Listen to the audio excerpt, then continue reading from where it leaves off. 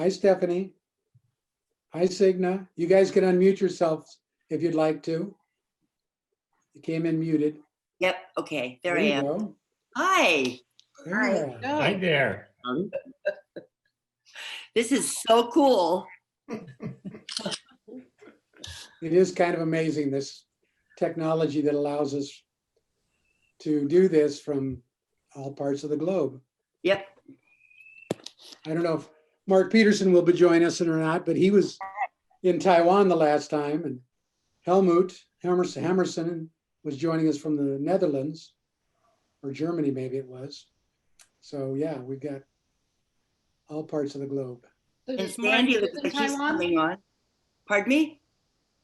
Oh, there's Lynn. Does Mark live in Taiwan? Yes, he's been there Yes, he for does. a number of years.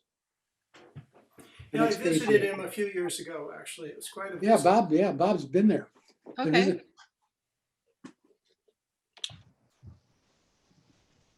Hello, Lynn. Hi, Lynn. Looks like she still doesn't have audio. Yeah, she's connecting. Who's the stylist? That's Shirley Lockamore. But I don't have any face. Is that the way it is? I don't think she's turned on her video yet. Okay. May have signed in. Well, there's Rhonda Pinion. Hi, Ron. How are you, sweetheart? Hi. Funny who I'm you'll not, run into.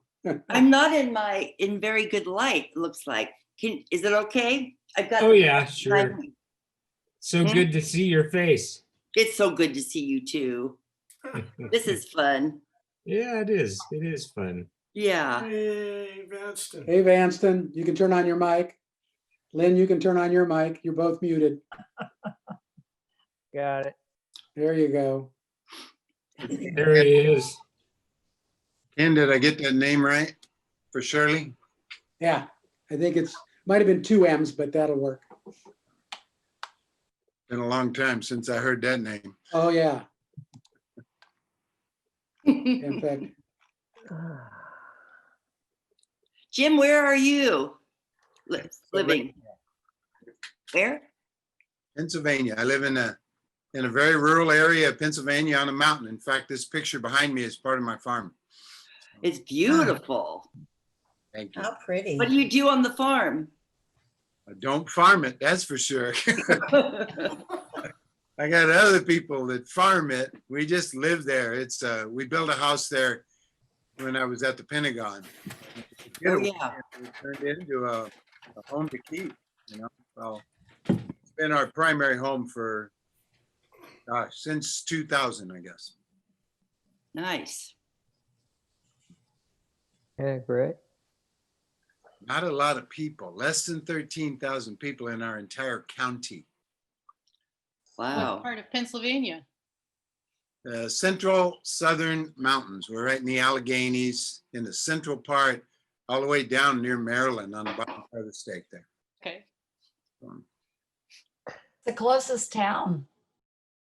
Closest town you'd know is probably Gettysburg, and that's about an hour and a half. It's a ways I have away. a cousin in Spring City outside of Philadelphia. Yeah, Philly's about 4 hours from me. Okay. Pittsburgh's about 3 hours the other way from me. So we go to the mall. It's over 100-mile trip. Like here, I'm in a studio. I'm not at home. I rent a small studio because there is no bandwidth out where I'm at. Get bandwidth, you try and get a satellite, and the best the satellites will do is about 30 megabytes on a great day if not too many people are using it. That's not enough to do a Zoom reliably. So we have a business and we need to do this. I had 1,000 people on a Zoom meeting just last week, all at the same time. So you have page after page after page of people, if you can imagine. It works so well, but we had to rent a place in a little town in Maryland, a place called Hagerstown, Maryland. And we rent a studio here so we can get the bandwidth. So I drive. If I need to jump on Zoom, it's an over-hour drive. Just walk in the other room. As Ken and I were talking the other day, you get in the car and drive for over an hour, and then you'll get on Zoom. So. Yeah. it's Yeah, not that like- reminds me, I lived in Modoc County up in northeastern California for 11 years, and it had 10,000 people. And it was about 2 hours to the, it was, Reno was the real closest mall, so big mall. So that was 3 hours away. Yeah, you know what it's like. Yeah. It's great to be there, but every now and then it's a bit of a disadvantage too. So Right. So Yeah, I don't know if Vanston, you are ever in connected- Ashland now? Yeah, I'm still in Ashland, right? Okay, yeah, Yeah, so right. I mean, I'm in Oregon too. I'm just pretty far because I'm in Salem. Right. Yeah, I was up in Portland this last weekend, actually, for, we spent a few days up there just to get out of town for a while. And it was a little depressing, actually, because it's all the downtown Portland, about a third of the stores are all boarded up right now so people won't break their windows, I guess. Sad.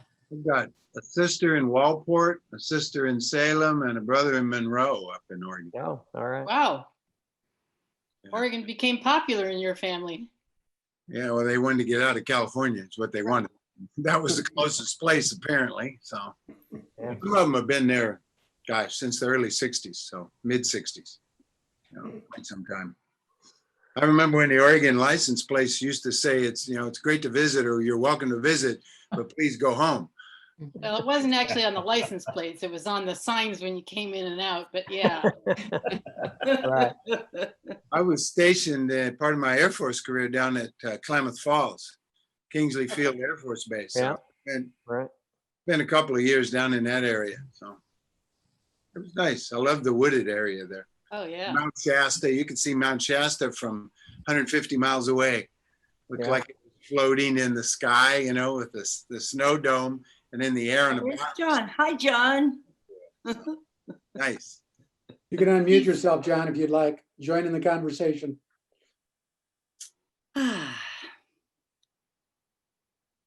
Actually, Ken, I just see that it looks like Shirley's still muted. Yeah, can we unmute her, Jim? Let me see if sometimes I just have to ask them to mute. Oh, there it is, to unmute. Sometimes it won't let me. Let's see. Does anyone know sign language? Hello? Yeah. Yeah, that's close. She's unmuted. Hello, Shirley, are you there? Nope. Am I unmuted? Yes. Yes, John, you are unmuted. Yeah, I don't, Jim, don't know if you remember or ever connected, but Don DeCamp was a docent at Gettysburg for a number of years. Oh, yeah? He lived there, and I never got a chance to go back, and he was going to give us the full tour, and I just never got a chance to get back before he passed away. Yesterday, so yeah, Yeah, beautiful area. it's pretty amazing, pretty amazing. Nice. Sandy was on for a minute and then I don't see her anymore. Yeah, she had a rough day. She's was hoping to be able to join us, but she's pretty tired, so she Oh. may jump back on in a bit. Okay. That's good. Had a rough day. Whatever. Actually, there Nice were a talking number to of people who were hoping to join us today that wanted to say hello.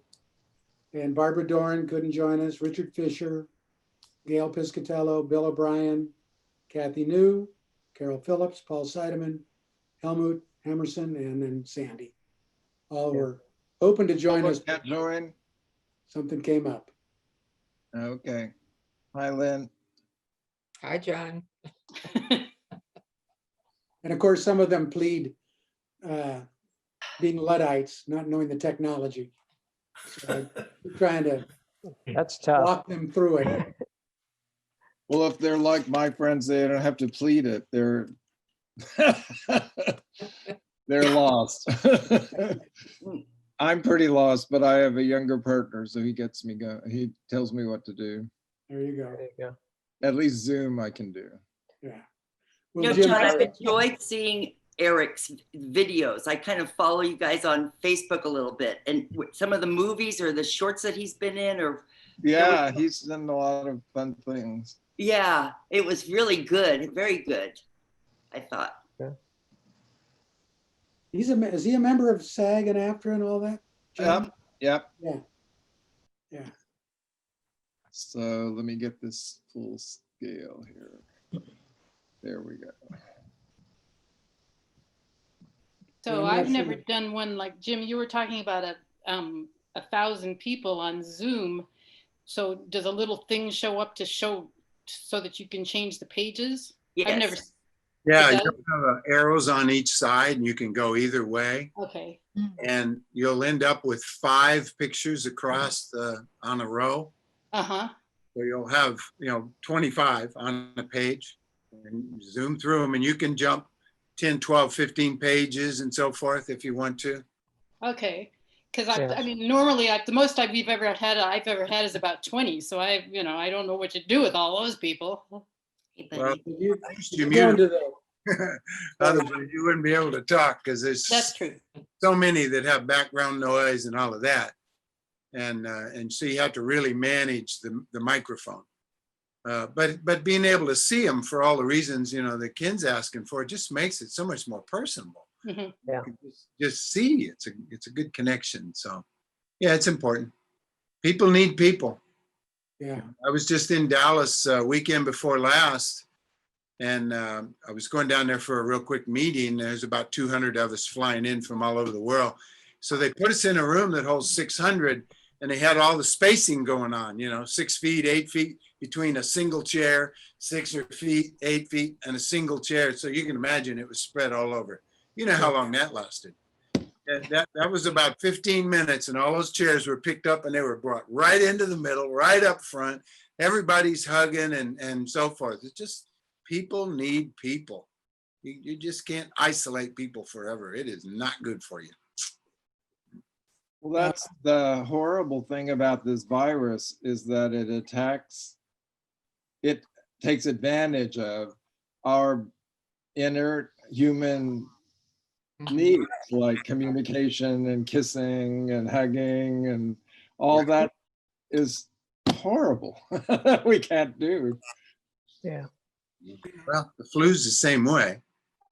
Last I True, looked in true. Dallas County a couple of years ago, they had far more had died from the flu than had died from COVID.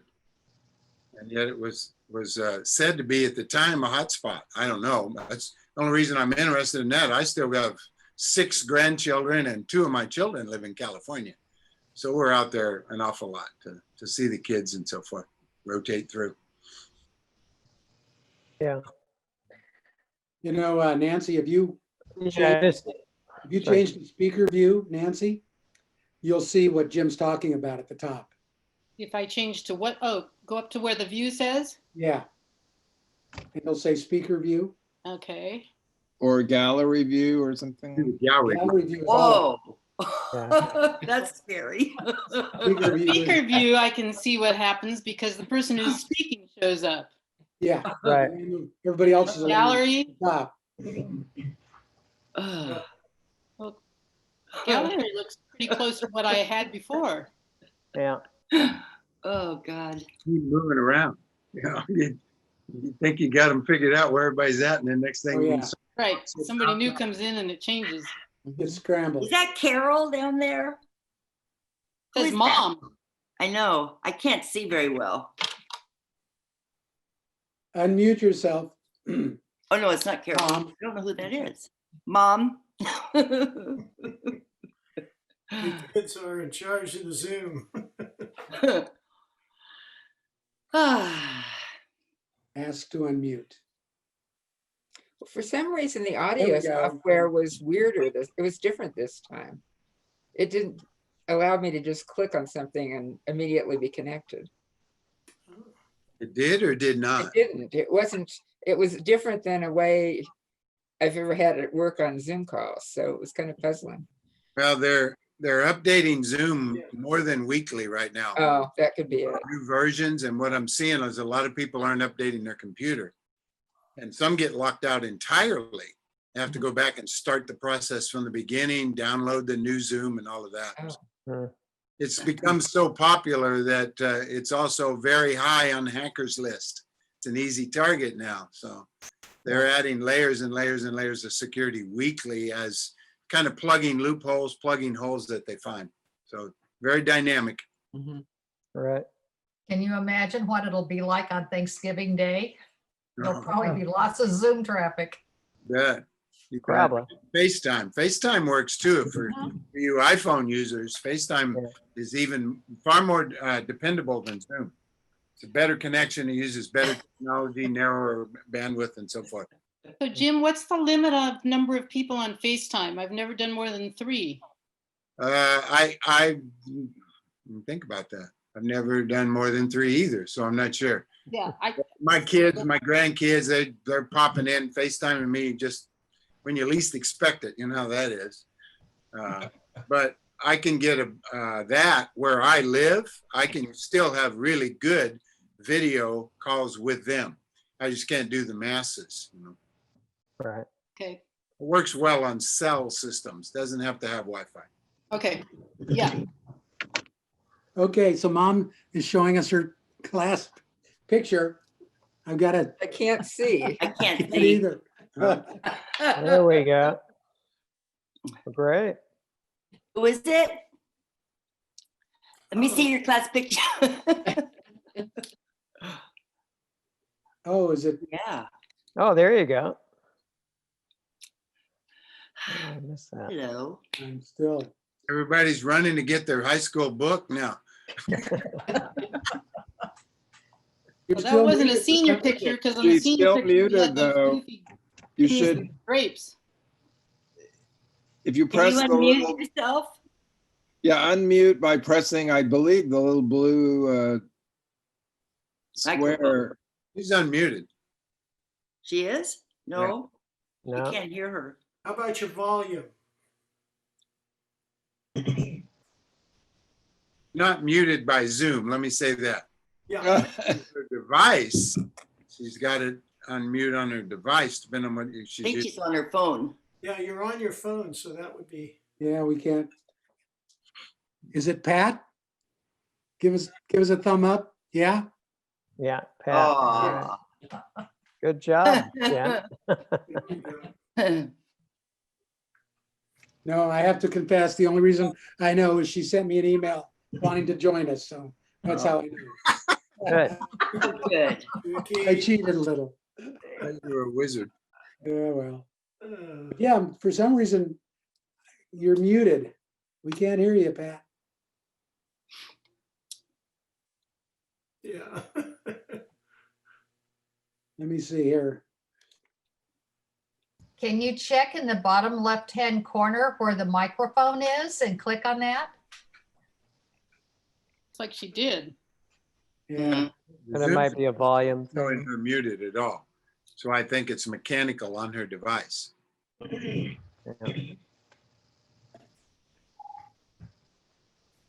no, still. Darn. All right. Well, this looks like this is gonna be it. We're got a small group today, since we're getting close to the holidays and everything else. But as we said in the email, since it's Veterans Day, if people would like to share who their hero is or heroes are, and then maybe at the end we can do a little update or news if there's anything new in your life you want to fill us in on. Sure. So I'll go across the top of my screen and call on folks if they want to contribute something, they can do that. And Jim's the first one on my screen, so I'll let Jim kick it off. Well, my hero is my wife. She grew up on a very small farm. She used to make her dresses out of feed sacks. They did not have money. She got one pair of shoes a year. Just a very lack of financial ability in the family and the home. They did not have a car. If they needed to go to the store, they went to the feed store on the tractor to haul things back, things like that. So that was her livelihood growing up. She graduated in the senior class in her county, the county high school, the high school. There's only one in the whole county. And it had 32 seniors in her class. And they still get together and do an annual reunion every year. I think they've lost about 6 of them now, or 5, something like that. But from there, she went into the military, United States Air Force. She was in aircraft maintenance, where I actually met her. We've been together 40, going on 44 years now, but I met her in the military and aircraft maintenance. Very much a man's world back in those days. Women weren't desired, nor were they treated well in those fields. Back, we're talking in the 60s now and early 70s. And but she somehow was tough enough to withstand all of that, and she rose up to the top 1% of the enlisted people in the world. In fact, there's a law in the military. There's a rank called E9. They give it different names. The Air Force is called Chief Master Sergeant. And the law says that only 1 out of every 100 people in the Air Force can be in that rank at a time. So you're waiting on somebody to retire at that rank, and then 8 people can get promoted when that happens. So she was the first female in the world to achieve that rank in aircraft maintenance. That had never been done by a female before. And, you know, now she's a great grandma, and we have 7 grandchildren. Life is very good. But I watched what that woman has done in her working world. She was a program manager after her military time, 20 years in the United States Air Force.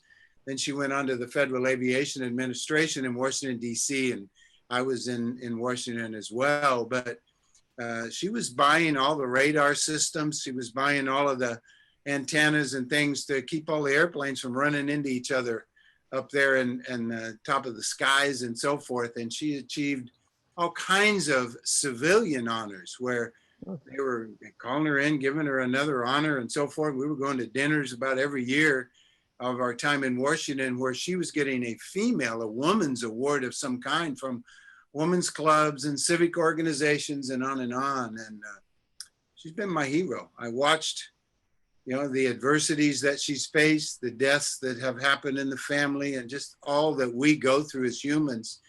And she never missed a step with the kids, the grandkids. She is still, you know, Grammy by all of the grandkids, and some of them are in their upper 20s, mid 20s, I guess, mid 20s. So she's the, like my mother was in Modesto, California, she's the glue really that has held all of us together. She connects everybody to everything, and she's my hero. Very nice. All right. Thanks, Jim. Ron, I got you next on my list here. Okay, well, first, I would say all the current active military personnel around the world and those retired, obviously they're heroes. And then secondly, I would say all the healthcare workers dealing with this COVID, doctors, nurses in hospitals, janitors, anyone who's right in the middle of this COVID pandemic, I just feel they're all heroes, all of them. So that's basically it. Nancy, I've got you next. Well, pretty easy. I'd say I think Ron put it pretty clearly. I do have a son-in-law who is currently in the National Guard, and he's active because there's a position called Active Reserve Guard. They have to have some people who work, even though the Guard doesn't, you know, they have to, and so he does that. And all of you, all of the people who have served are all my heroes, especially today. And then when you go to the COVID situation, I have former students. I taught for 30 years, and I have former students who, including one who works in an emergency room and right in the middle of it. And these are amazing people. Thanks. Bob, Ben. Well, they're much of the same kinds of heroes. I would certainly, you know, the people in healthcare are really under a lot of pressure now. And so I think that would be my hero of the outside world. My mother, who passed away just a few months ago, was certainly a hero for me. I don't know how many remember, I had a brother who had spina bifida, who was a couple years younger than we were. And, you know, what she was able to accomplish with a time when handicapped people, kids and adults, were really moved into a separate venue. She really pioneered the idea of mainstreaming kids. And so in a real personal sense, she is a hero to me. My brother's passed away, and as I said, my mother, he passed away in 2000. And at the time, he was one of the longest living survivors of spina bifida in the United States, he and another woman in Florida. And he went on to a career which included teaching, and then he got a degree in counseling and worked with families with handicapped children. So he also was a hero for me. So those would be the people that are really up there high on my list. Nice to see you all, by the way. Yeah. Same here. Henrietta. In honor of Veterans Day, my heroes of veterans are those who were prisoners of war, who really had the long haul. When you consider those that were in for a period of time or made it a career, especially my grandfather, who was a medic during World War I. I also would like to pay tribute to the people who are dealing daily with not only healthcare workers, but those on the front lines, whatever it may be related to this, because we're all very fortunate to be redirected in our lives and choose what we would like to do and how we spend our time. And also my sister, who manages 2 important positions at UCSF and is on a hospital board over there, dealing with the problems with COVID, and has a lot of research and extra work because of it, and has done a tremendous job. So I'm very thankful, of course, for my blessings of a rewarding career teaching at our alma mater, working with the raging hormones and fertile minds, and still in contact with a lot of students who, and 2 of Ron's children, That's it was correct. a lot of fun to teach. There were interesting times, and it could make an interesting book. So a lot to be thankful for. Oh, Henrietta, I think probably my son Aaron was one of your more interesting students. He was, but he was a lot of fun and so creative, and so was Signa. I mean, both were a lot of fun. And I have to admit that some of the shenanigans were really very funny. And I think the reason that I enjoyed teaching so much was I had a brother that was involved in a lot of shenanigans at Davis too. So it kept life interesting. Stephanie. Well, first of all, thank you to the veterans who served from our class, and certainly appreciate the veterans who are serving now. On a personal note, my hero is my daughter, Jill. And Jill loved life, the most enthusiastic person. Chris and I have 4 children, and she was the most energetic and happiest and full of life. And she always played soccer. She loved to ski. She taught skiing at Bear Valley. And after high school, she went to Utah, became a paramedic, and loved being there because of the skiing and all the snow. And then in 2004, at the age of 25, she woke up with a spider bite on her face. And as a result of that, she developed MRSA or MRSA. And she fought that for years. Infections, surgeries, antibiotics, infections. It just went on and on. And in 2008, July of 2008, she lost her leg. They amputated above the knee. But she was able, 4 months later, to go to Breckenridge, Colorado, where she learned to 3-track ski. And she became a part of the National Sports Center for the Disabled in Winter Park and trained with the Paralympic developmental ski team there. She loved it, but she continued to fight MRSA and had an accident skiing, had to be on crutches, developed a spot on her hand as a result of a break in the skin, and eventually she lost her arm. And she went back to Winter Park, tried to ski with one arm and one leg, which you can do if you start that when you're really young and that's the way you were born, or you started younger. But by this time she was approaching 30, and her heart just wasn't in it. But she didn't give up everything else in her life. She had to give up skiing. She was involved with the Challenge Athletes Foundation and participated in Buddy Bowl, which is like a football game with young people. She also participated in the San Diego Triathlon for many years. She also loved young people, and she worked with the Boys and Girls Club over at Somerset Junior High. She had recently become certified as a volleyball official and officiated high school volleyball games. She helped me with Salvation Army Women's Auxiliary. I've been involved with that for about 10 years. And she helped me ring the bell at Christmas time, gather and sort toys for children. And then last November, she passed away, November 16th. And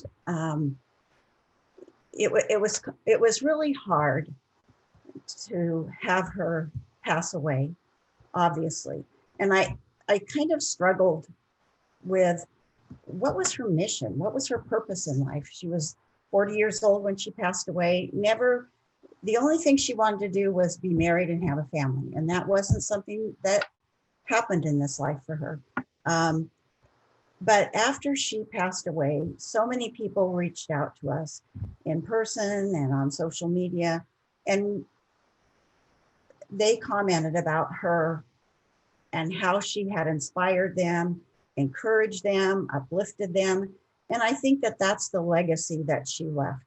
Despite the challenges that she personally went through, she was so strong in helping other people and uplifting them and encouraging other people. She made many, many friends and traveled to Utah to meet with a little boy who lost his leg due to cancer. Spent a few days with him, encouraging him. And I try to live by her motto and her example. And she left a wonderful legacy, and her motto was, "Be strong, you never know who you're inspiring."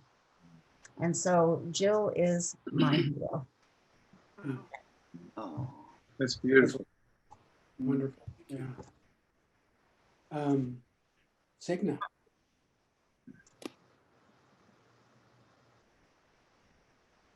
oops. Muting, unmuting. I'm so sorry for your loss. That's an amazing. She is so inspiring. And thanks for sharing that. It's lovely to see you all. When I was thinking about this whole having to say who our heroes were, I used to work for a job that I had to go to Washington, D.C. And I got to go to the Vietnam Memorial. And I think it would be veterans that served I mean, all of them, but those particularly, because it was such an awful war.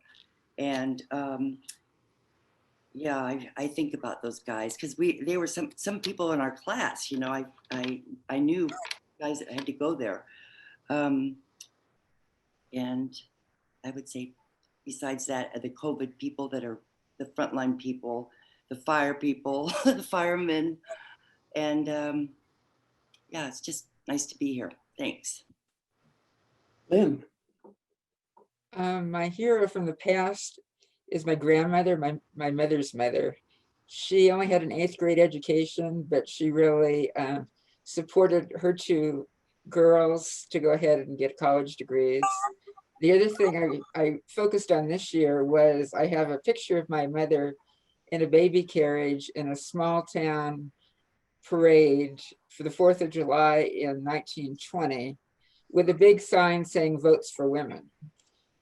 And I always thought of that as something about my mom, but obviously that was really something about my grandmother. So she was obviously a very strong woman. She also, really kept the family ice cream and candy shop going through the Depression, and was able to help provide food and other necessities to other people in their small town. And then Cynthia just mentioned the firefighters, which where I live, that's something we're always very aware of up at Lake Tahoe. So I'm definitely very grateful to the firefighters, and they are my heroes. Thanks, Lynn. Banston. Yeah, well, reflecting on that, I guess I was thinking, and it being Veterans Day, of John Crosby, one of our classmates who was in the Army in Vietnam and was a helicopter gunner and got shot down and was out in the jungle on his own for a few days before they found him. And anyway, when John got back, he developed schizophrenia. And I lost contact with him probably 25 years ago or so. So it's been a while. So I don't have a clue. I don't know if anybody else knows where he is, but anyway, he was, anyway, a good friend in junior high and high school, and then eventually ended up losing contact with him. But he served his country well, or tried to. And so anyway, he was my hero. And yeah, I mean, I've certainly thought about all the folks who have dealt with trying to deal with the COVID thing, from the grocery clerks to when it was really shut down, to just the folks that were out there working when it was relatively in a fearful situation. And when I was up in Portland, I had my first experience where everybody you had 95% mask compliance, in the sense of people wearing masks anytime they were outside or around other people.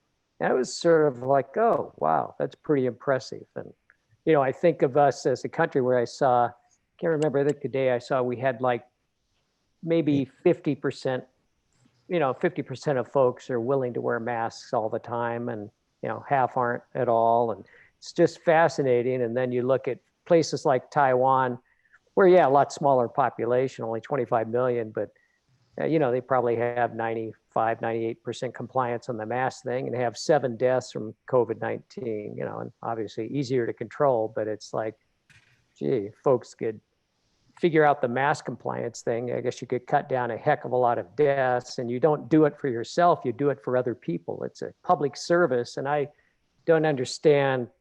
I see how it got politicized. It makes no sense to me that it did, though. So anyway, so I appreciate those folks that have tried to do that when they're around other people.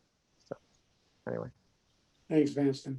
Sure. Yeah, we have lost track of John Crosby. No idea. Yeah, I don't have a where he clue. is. John. Well, of course, especially the people in our class who served, and especially in Vietnam, I have huge respect and regard for them, and ongoing today, and everybody on the front lines for COVID. My personal hero, in terms of somebody that I've known, not too closely, obviously, but would be Jimmy Carter. I got a chance to work with him twice on Habitat for Humanity projects in Los Angeles. And he and Rosalind are just two of the salt of the earth, most fantastic people, and has proven to be an incredible former president. And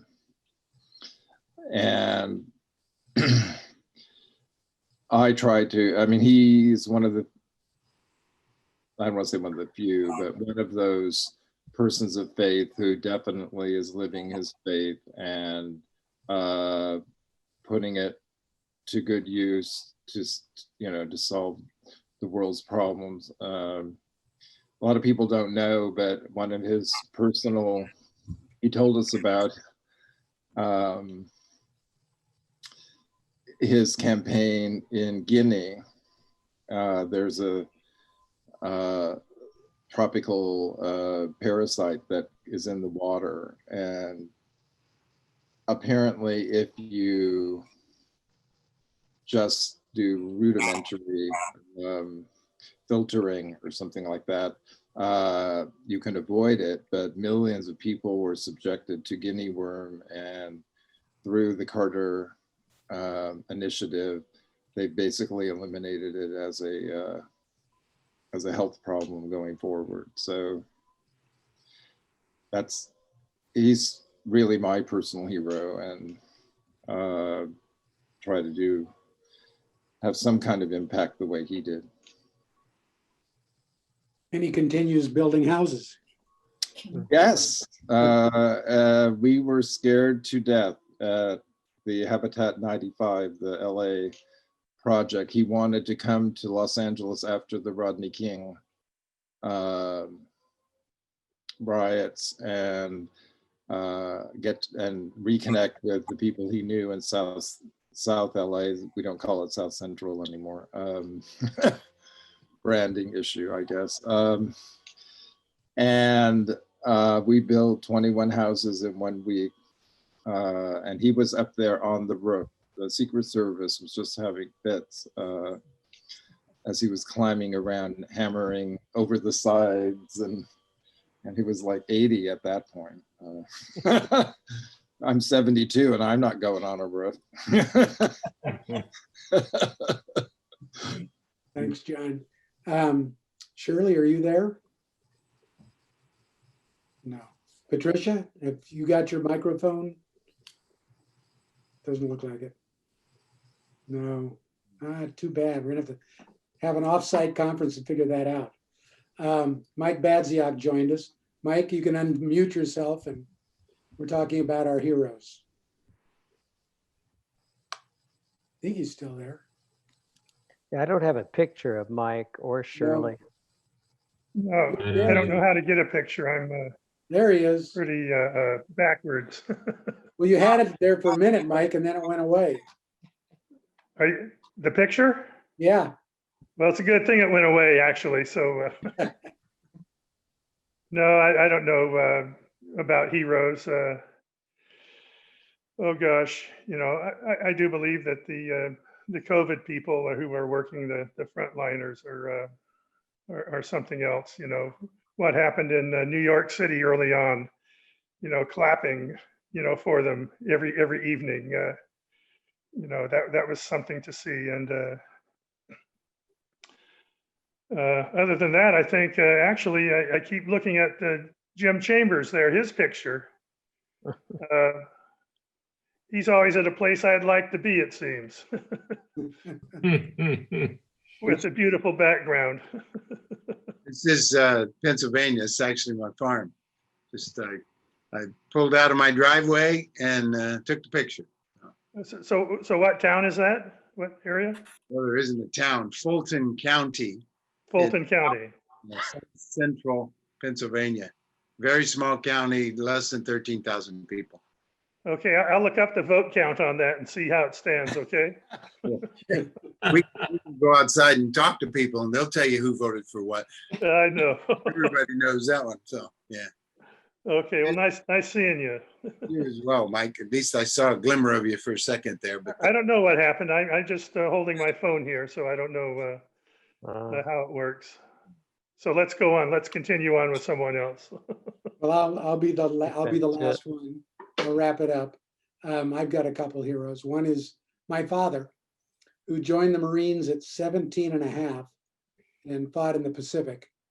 And he passed away 21 years ago today. So I've been thinking about him. Another one is my niece, Kathleen, who is a nurse in Visalia and primarily deals with premature babies, but she's also been dealing with COVID. And then I want to thank my classmate, Jim Chambers, who served in the Air Force and worked at the Pentagon. So Yeah. Jim's another one. And all of our classmates, I know Jim served with the ones that went to Vietnam. I know Steve Campus, Richard Knipple, John Crosby. I'm Yeah. sure there are others. Those are the ones I. Rod Bresh mentioned on Facebook that he had a picture from Vietnam. Who was that? Rod Bresh. Oh, yes. Rod Well, Bresh. Kelly Graham was another one. Mhm. So Does anybody know what happened to Richard? I have no idea. I think he was back in Modesto for a little while and then, yeah, I really lost track of him. And I think that that happened with a few of our classmates that served that just kind of. Several of our classmates. What's that? We've lost contact with several. Yeah. Yeah. Yeah, I mean, we had a good sized class and I mean, what do we have, 435 or something like that? Something like that, yeah. And I think we're in touch with maybe 200. 100 and something too. 100 and something, I'd have to look it up, but yeah. So, but maybe this will get out and people will go, oh, maybe I'll join this the next time it happens. Sure. But we recorded it, we're recording it, so I'll send that out to the email list that we've got. I'd just like to say it's great that you, Ken and Ron and Sandy and a couple other people are involved in this way. Otherwise, it's unlikely that a lot of us would be able to see one another. So I really want to do a shout out to you guys. Right. Good Yes. job. Yep. Thank We'll you. definitely continue it because it's a different experience from emailing or the occasional reunion where you might get a chance to talk to somebody for a very brief period of time before you're off to somewhere else. So it's a great way to do that. Well, and what about thinking on reunions? I don't know. Let's see, is it 55th next year? Is that- 55th, we're planning on doing something, but oh, who knows, right? Yeah. you know, 55 Right. years. Oh my God. the fates, Yeah. lie, as they say. Yeah, But it'll probably be toward October, something like that, yeah. Yeah, Right. so hopefully by then things will have calmed down or we'll kind of see. You would hope so, but Yeah. we'll see, all Yeah, right. we'll see. Does anybody have any news updates that they'd like to share of I have a themselves? question. Yes, sir. Since I don't get to Modesto very much at all, except for the reunions, it occurs to me our school, which we thought was so new, and it was back then. What does it look like? Is it deteriorating? Are those walls any better? What is time for our Grace Davis High School? Henrietta probably knows it the most recently. She might be able to. The walls are painted and all white and it's virtual. They took away some of the portable buildings and it's pretty quiet this day with distance learning. And they're gonna Yeah. go back next year, but I think it's the second year of a new principal, a younger man who has 2 children who'll probably go to Davis High. So if you go in the library, Ken very nicely set up a section of authors from Davis High, and it has portraits of the principals who were there at Davis.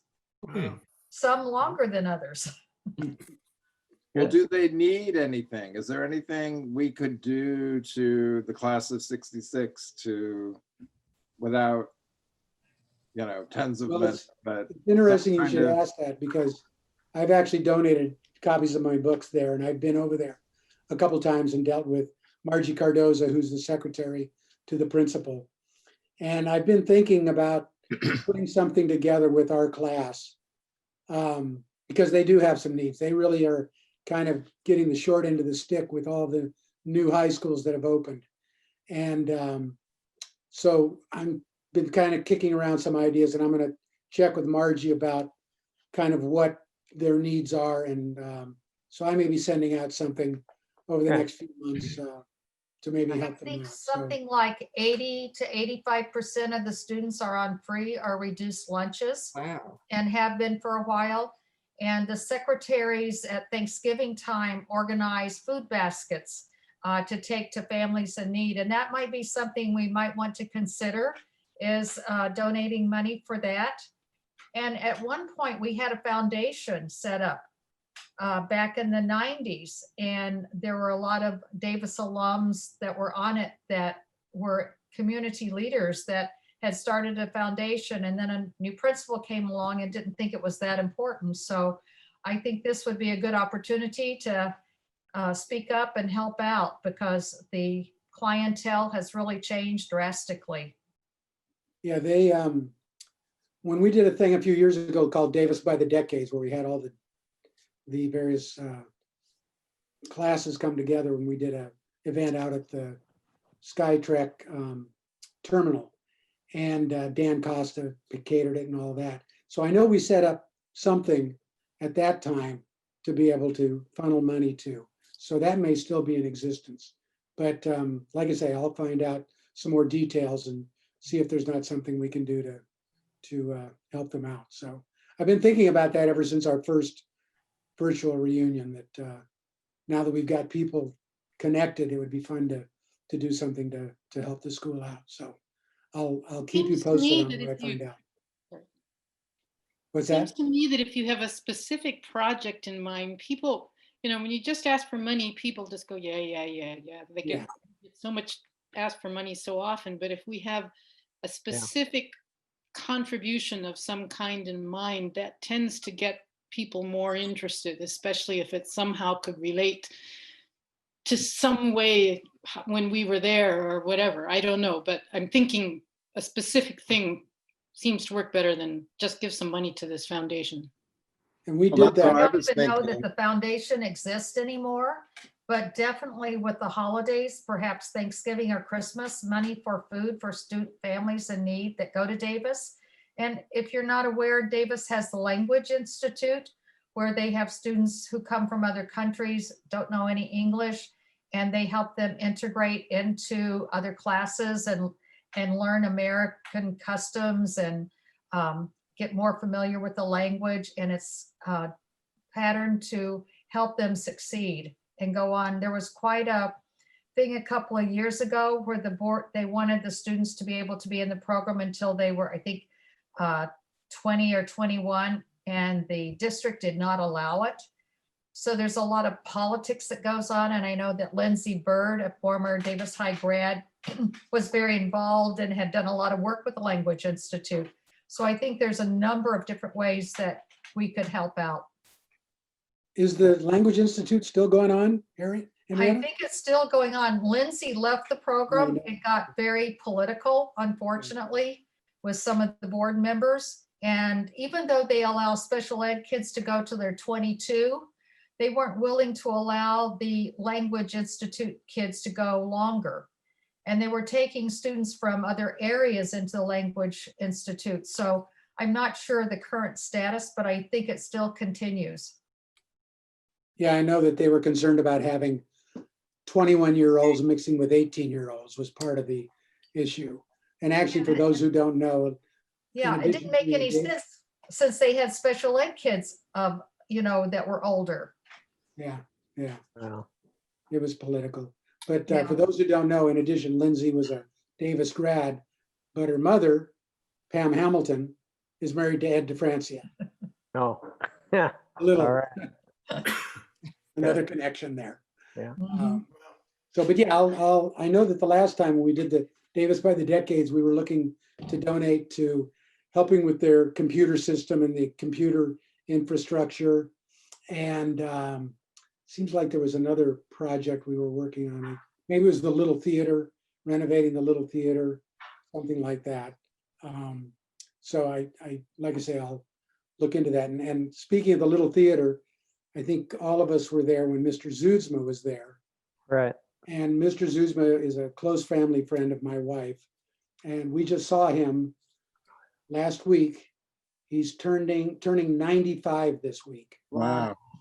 And his mind is still doing well, his body not so well, but it's always Yeah. fun to spend some time with Mr. Zuidsma. So Great. at any rate, so I'll find out some information. So any news? Anybody want to share anything about what's going on with them? I have one quick thing to share. Yeah.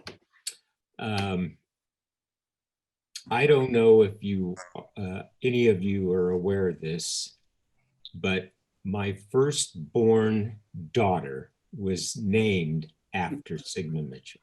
Oh, yeah. She was I figured that, childhood sweetheart of mine. She's still a sweetheart of mine. Uh, That's awfully good of Len. Yes. Yeah, right. I know. Oh, that was so much fun. Yes. Well, I have one thing to share, and I think you all got the email, Mhm. but I've got a new book out, Oh, bravo. Bravo. Yeah. Counting on Christmas. It's a Christmas story, kind of a Hallmark story Good. about Christmas in Modesto. So anyway, I continue to write these things and put them out there. Does it involve Thule fog? So Yeah, as a matter of fact, it I does. bet it does. Yeah. Yeah, back in the day, you know, when we used to have Yeah. moisture in the ground Right. to get Thule fog. So, yeah. So there isn't any more Thule fog? I think it Not was caused by much. the orchards, and they've made all those are houses now. We don't have enough moisture in the ground to Right. get the drought. Yeah. We don't have fog. Oh, but it wasn't pollution like the London fog No. Right. was Yeah. really small. Carbon particulates, you know. And when we were in junior high, we actually had 2 fog days Right. from I school. remember those. Yeah. Yeah. Well, that's actually when I lost my spleen. It was on a fog holiday. We were playing baseball at Pikes Park. Yeah. And for some reason, I was wearing metal spikes. And a kid was on first base. And they hit a ground ball to me at short. So I ran over to second to tag second to force him out. And he jumped to avoid my spikes and kneed me in the stomach. And ruptured my spleen. There's a guy named Eddie Farrow. I don't know if any of you remember Eddie Farrow. Yeah. Oh, sure. Sure, I remember him. Yeah. But Roger Ringstead was out there with me, George Rogers, Right. my brothers. Yeah. So I went to the hospital that night and had my spleen removed. It was a fog holiday, February 1962. Wow. Great. Fond memories of fog holidays. Yeah, right.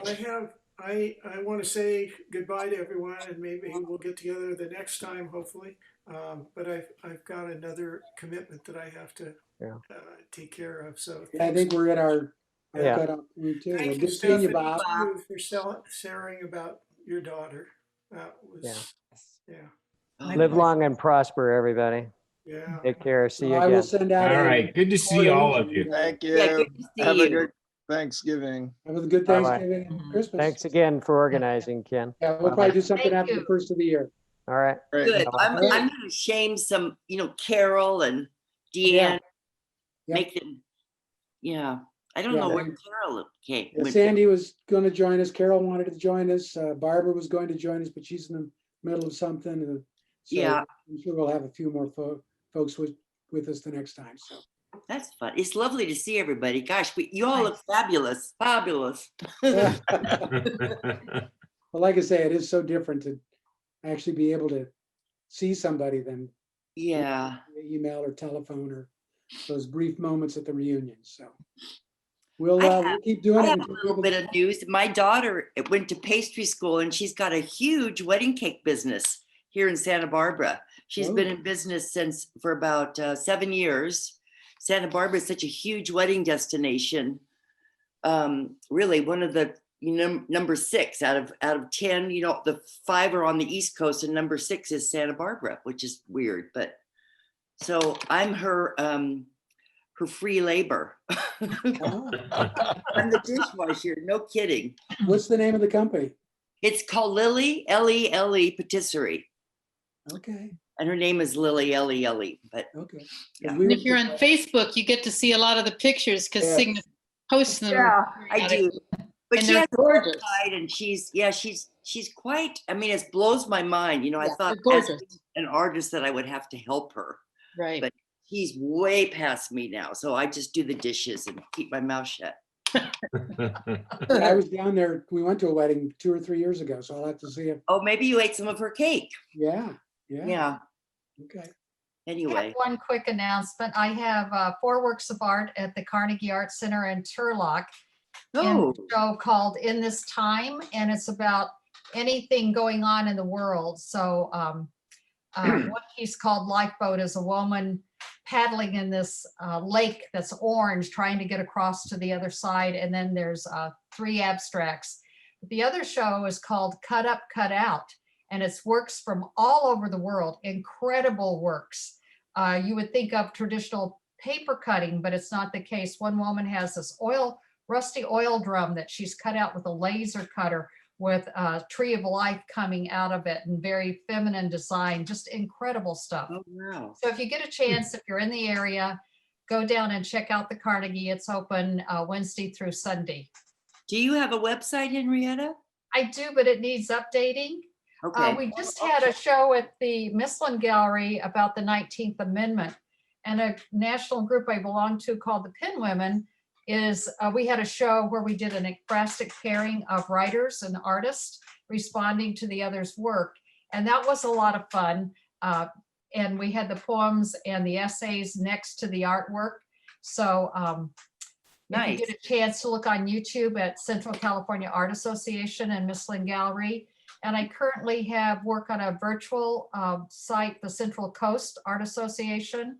I Okay. just got work back from Pacific Grove Art Center. I belong to the Monterey Bay Plein Air Painters. And so we have an annual show each year at Pacific Grove. So it's a lot of fun to go over there and paint.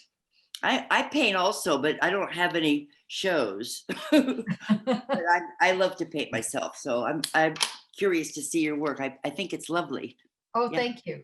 Yeah, Yeah, the Mislin show was very nice. We got a chance to check it out. It was yeah. very nice. Is the Carnegie, are they allowing only so many people Uh-huh. in? Actually, a couple of friends that have gone down to see the show, they said they were only ones in the gallery, and it was very nice because they were concerned, and not a problem at all. And they have face masks there if people don't have one. But both shows are very thought provoking. Oh, good. Great. Go down and check it out.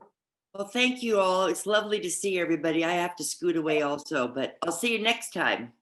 All right. Take care. All right. Bye. Thank you, Jim and Ken, for organizing this. It was very nice. Hey, Ron and Absolutely. Sandy. It was, thank you, thank you. Good to see ya. All Okay. right. Thank you, Pat, Take care. even though we can't hear you. Maybe we'll get you set up next time. Bye-bye. I'm out too. Thanks, Bye. Thanks, Ron. Thanks, everybody. All right, take care.